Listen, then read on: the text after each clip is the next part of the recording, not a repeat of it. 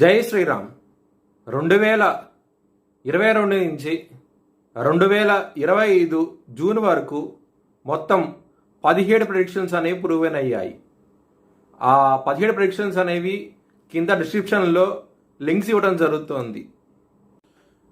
కుంభరాశికి అధిపతి శని. కుంభరాశిలో ధనిష్ట 3-4 పాదాలు, శతభిషం 4 పాదాలు, పూర్వభాద్ర 1, 2, 3 పాదాలు ఉంటాయి. ఈ నక్షత్రం వాళ్ళందరికీ నేను చెప్పే వార ఫలితాలు వర్తిస్తాయి. ఈ వారంలో లగ్నంలో రాహు ఉన్నారు, సప్తమంలో కుజుడు ఉన్నారు.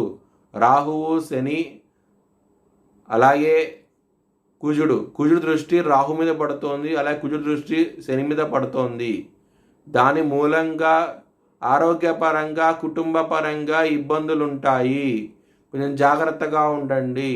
రాహువు శని ఇద్దరు శత్రువులు, అలాగే రాహువు అలాగే కుజుడు శత్రువులు.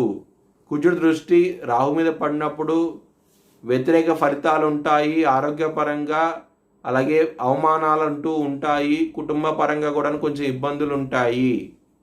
కోర్టు కేసు విషయాల్లో వ్యతిరేకత వచ్చే అవకాశం ఎక్కువగా ఉన్నది. కొంచెం జాగ్రత్తగా ఉండండి. అష్టమాధిపతి అయిన బుధుడు 6వ స్థానంలో ఉన్నారు, శత్రు రాశిలో ఉన్నారు. కొంచెం జాగ్రత్తగా ఉండండి. మానసిక ప్రశాంతత దూరం అవుతుంది. కొంచెం జాగ్రత్త అంటూ ఎక్కువ తీసుకోండి.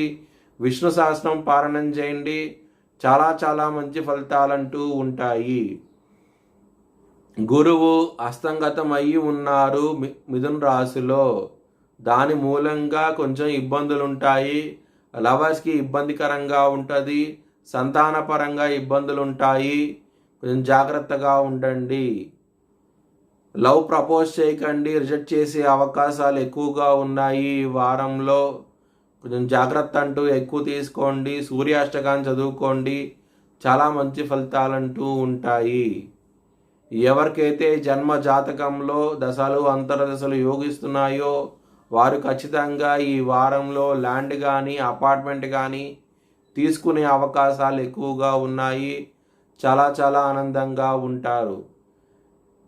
విదేశాలకు వెళ్ళే వాళ్ళకి ఈ వారం అనేది చాలా అనుకూలంగా ఉంటుంది. చాలా ఆనందంగా ఉంటారు. మీరు అనుకున్న యూనివర్సిటీలో సీట్ రావడం జరుగుతుంది. ఎవరికి విద్యార్థులు కెరియర్ పరంగా ఇంప్రూవ్మెంట్స్ కోసం వెళ్ళాలనుకున్నారో ఇంకా బాగుంటుంది. చాలా ఆనందంగా ఉంటారు. మీ భవిష్యత్ వివరాల కోసమై హెచ్ఎల్ఎన్ జ్యోతిష్యాలను సంప్రదించండి.